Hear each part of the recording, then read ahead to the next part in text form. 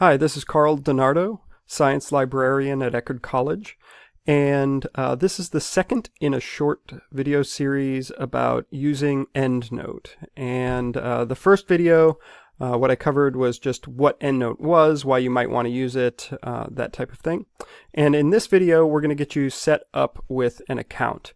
So the first thing you'll want to do is go to myendnoteweb.com.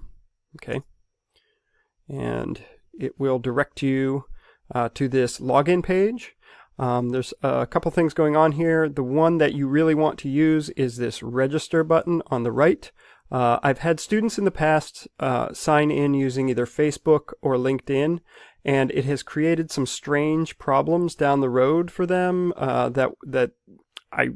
Sorry, I don't have an answer as to why those problems existed, but they didn't have quite the functionality that the other students had. So just don't use those. It's best not to. And so if you click register, it'll ask you for your email address. You got to make up a password that has I think it's a capital letter, a number, and a symbol. I think you need all of those things.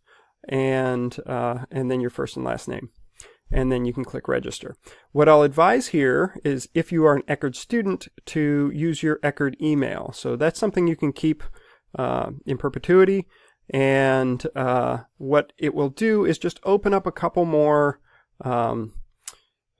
perks, we'll say, with the tool, some more journal style types that you might have access to that you wouldn't otherwise, and some more space to hold things. So if you do that, you should be ready to go and move on to the next video. All right, we'll see you there.